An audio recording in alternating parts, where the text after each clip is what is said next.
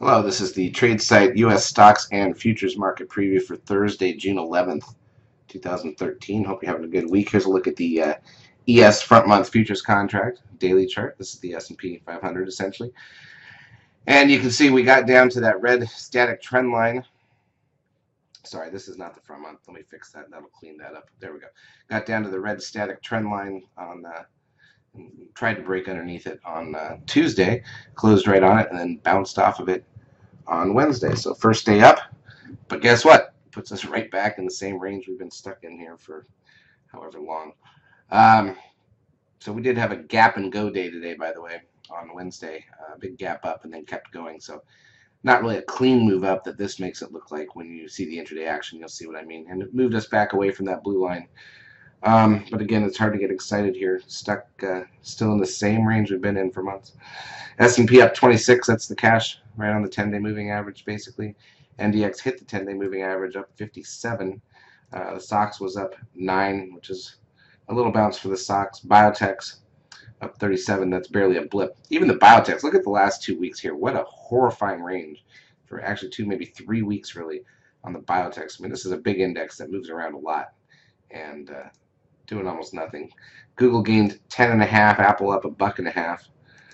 The VIX got a drop down a $1.25 to 13.22, taking some of the volatility out of that. Crude oil closing in the 60.14 range. Here's gold off a couple pennies, and then the trend, a close at 0.50. That's the lowest close you can get, basically. And that's quickly bringing the moving average down. And I'll also tell you that 10 days ago was a big number on the trend, which means that's going to drop off tomorrow. So this moving average could come down really quick. And remember, anything under 0.85 is a climactic sell signal. So we'll be looking at that. Here's NASDAQ volume. Again, 1.6 billion shares, nothing spectacular. And then let's go take a look at the intraday action. And the point being, I don't like these types of days. Big gap up. We gapped up almost 10 points on the ES and then just kept going. And we got a 13 sell signal on the 5-minute chart. So they tried to, over lunch, it was really flat, really flat. So we get the gap up. We kept moving. It was very structured. It wasn't like a big run, but they just kind of kept inching it up every 5 minutes. Then we got that one spike up on news that kind of topped us out sideways.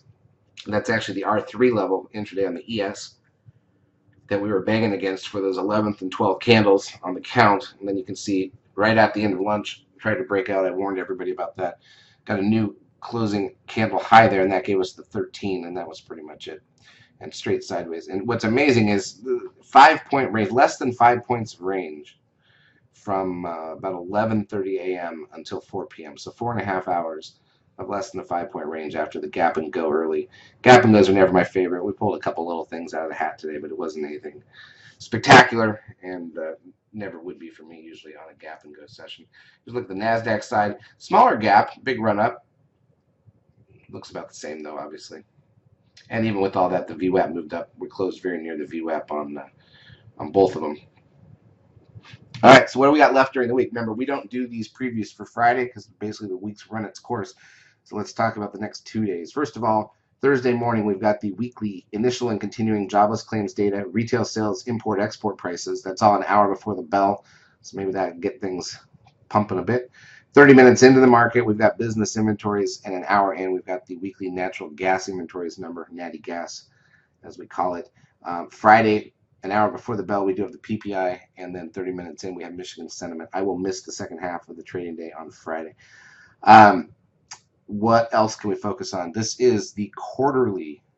Once a quarter, we roll the futures contracts. So all the trading, which is currently in what you're looking at here on the screen, the M5 contract. So if you look at these volume numbers right here, this is every day the same, good volume early on the ES and the NQs, all the market indices on the M5, that's the June contract. The M5 will continue to trade all the way until expiration, which is a week from Friday. But all the traders universally move from the M5 contract to the September, the U5 contract, after trading on Thursday. So from Thursday to Friday, Thursday people start to trade less of the M5.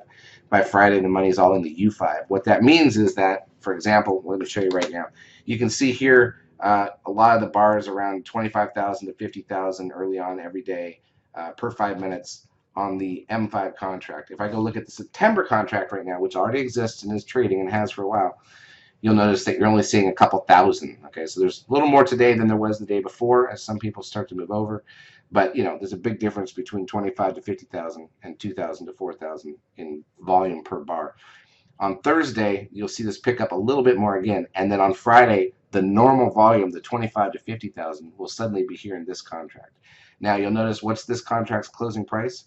2098.75, and if you go back and look at the current contract, the M5 contract is 2106. There's an 8-point difference. So what does that mean? That means as all the money moves from the one contract, starts trading the under contract from one day to the other, all the technical levels, the pivot series, and everything we use on a daily basis, all the GAN levels, everything that the big players and the banks use on the market, basically are not valid on Friday because the money's in the one contract trading at the one price and not much volume in the new contract. And when there's not much volume, you can't trust the technicals as much. And then Friday, we start using that new contract. So what does that typically mean? Typically means the big futures traders and the big traders in general are not going to do much on Friday in terms of the usual stuff. So Friday is not only a Friday, which is slow, but it's also the contract roll, which is almost always impossibly flat. So be very careful trading on Friday. This is a quarterly deal. Come Monday, everything's back to normal. We are all on the U5 contract, and we go from there.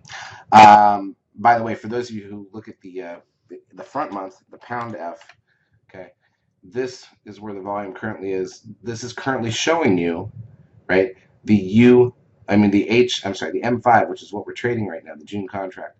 It will also show you the M5 tomorrow, but the Friday data will suddenly be the U5, the September contract. So when you use the front month, it's going to go where the volume is, so to speak.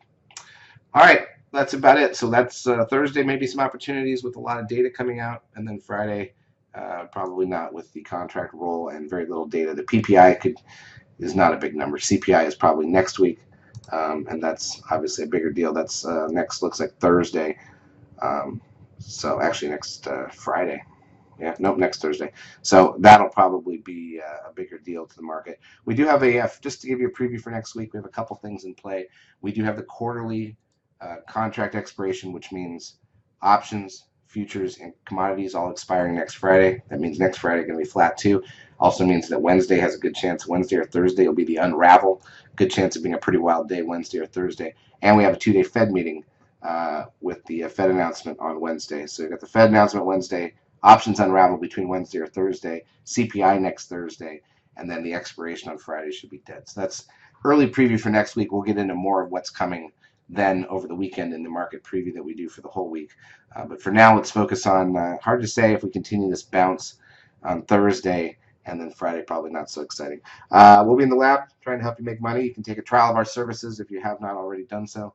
Charts as usual brought to you by eSignal. Have a great trading day.